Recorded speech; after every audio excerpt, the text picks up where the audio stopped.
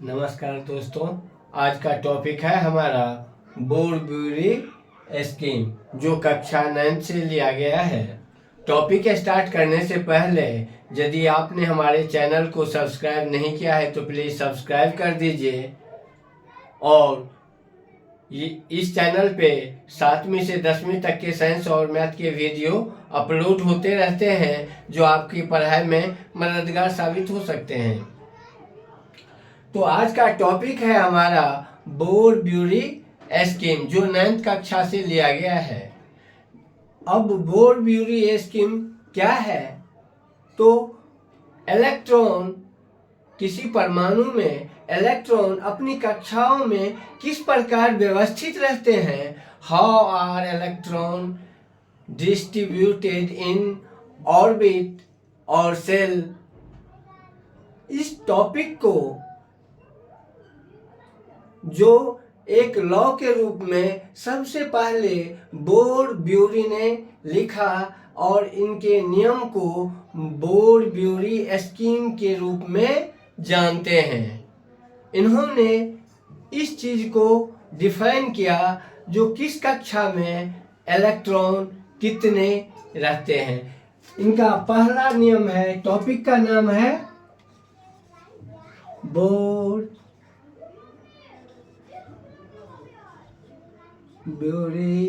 Scheme. How are electrons distributed in orbits और sales? इन कक्षाओं में इलेक्ट्रॉन किस प्रकार बटे हुए होते हैं? तो पहला नियम इन्होंने बोर-ब्यूरी स्कीम के तहत दिया, किसी कक्षा के अधिकतम किसी कक्षा में अधिकतम इलेक्ट्रॉनों की संख्या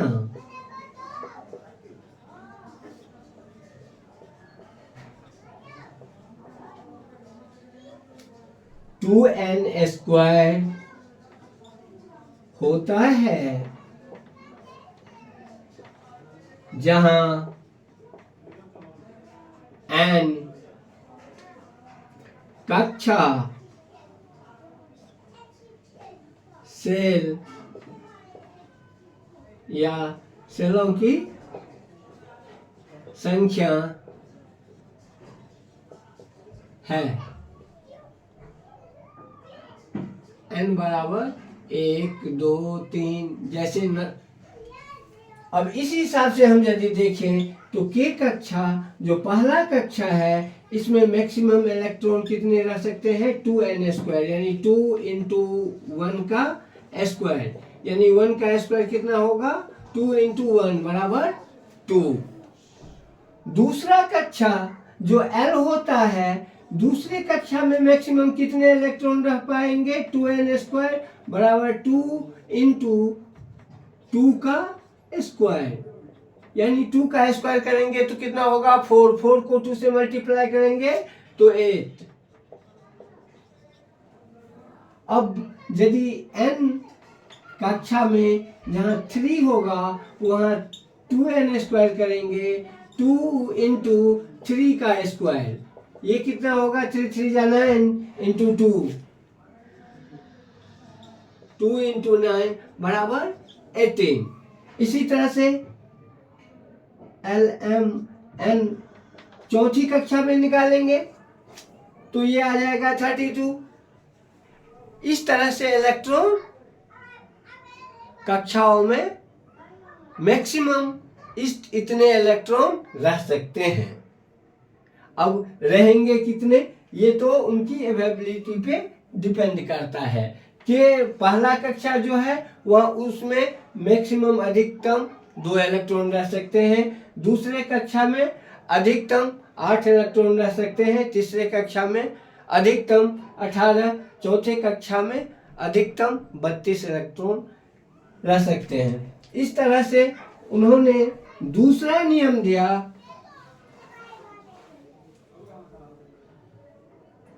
दूसरा नियम क्या दिया? किसी परमाणु के बाह्यतम कक्षा में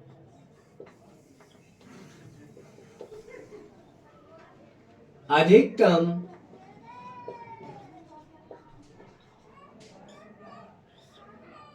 8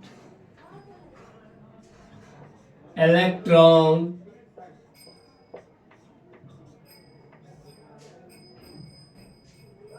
रह सकते हैं। इसका मतलब है जो किसी तत्व के जो सबसे बाहरी वाले कक्षा होंगे उसमें अधिकतम इलेक्ट्रॉन कितना रह सकता है? 8। और तीसरा नियम दिया इन्होंने, जो किसी परमाणु के दिए गए कक्षा में इलेक्ट्रॉन प्रवेश करने से पहले उससे जो पहले कक्षा होते हैं उसमें तब तक प्रवेश नहीं करेगा जब तक उससे पहले वाली कक्षा पूर्णतः भर नहीं जाते। यानी तीसरे कक्षा में इलेक्ट्रॉन तब तक प्रवेश नहीं करेगा जब तक पहला कक्षा और दूसरा कक्षा पूर्ण रूप से भर न जाए।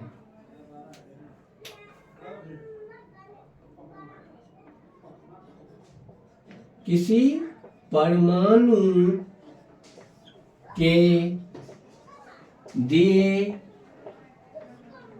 गए कोशों में इलेक्ट्रॉन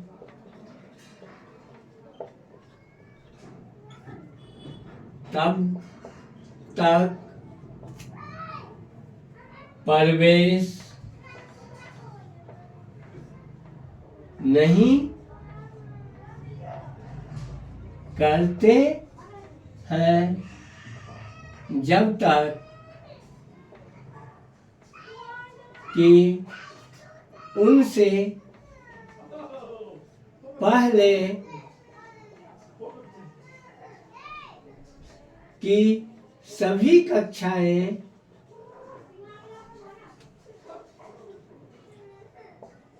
पूर्ण रूप से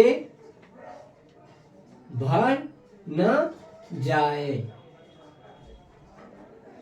यानी तीसरी कक्षा में यदि के बारे में या चौथी कक्षा में इलेक्ट्रॉन तब तक प्रवेश नहीं करेगा जब तक पहली कक्षा, दूसरी कक्षा और तीसरी कक्षा पूर्ण रूप से भर न जाए। यानी ये क्रमबद्ध इलेक्ट्रॉन जो है किसी परमाणु के अंदर इलेक्ट्रॉन पहले पहली कक्षा में भर जाएगी, उसके बाद दूसरी कक्षा भरेगी, उसके बाद ही तीसरी कक्षा में इलेक्ट्रॉन प्रवेश करेगी।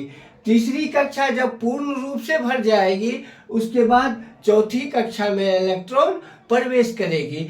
ये एनर्जी लेवल है और एनर्जी लेवल के हिसाब से ही यह इलेक्ट्रॉन अपनी कक्षाओं में भरते जाते हैं। और इनके नियम के हिसाब से किसी परमाणु के दिए गए कोशों में इलेक्ट्रॉन तब तक प्रवेश नहीं करेगा जब तक कि उनसे पहले जो सभी कक्षाएं हैं वो पूर्ण रूप से भर न जाए। यानी बोर-ब्यूरी स्कीम के 3 नियम हैं।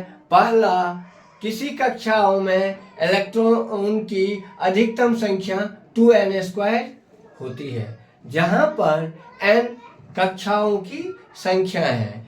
यानी एक पहला कक्षा या जिसे हम के से दिखाते हैं वो एक पहला कक्षा हो गया, जहाँ पे हम एक रखेंगे उसमें अधिकतम इलेक्ट्रॉन की संख्या 2। उसके बाद दूसरा कक्षा जिसे के बाद एल से दिखाते हैं और वो दूसरी कक्षा है, उसमें मैक्सिमम इलेक्ट्रॉन 8 रह सकते हैं। तीसरे कक्षा में अधिकतम इलेक्ट्रॉन 18 रह सकते हैं। चौथे कक्षा में 32 रह सकते हैं।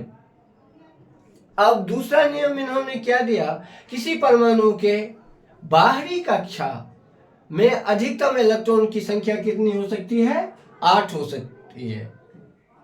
और चौथा नियम दिया, यदि किसी कक्षा में दिए गए कक्षा में इलेक्ट्रॉन तब तक प्रवेश नहीं करेंगे जब तक कि उनसे पहले वाली कक्षा सभी कक्षाएं पूर्ण रूप से भर न जाए। धन्यवाद। यदि हमारी वीडियो अच्छी लगे तो हमारी वीडियो को लाइक कीजिए और छात्रों को शेयर कीजिए, चैनल को सब्सक्राइब कीजिए। धन्यवाद।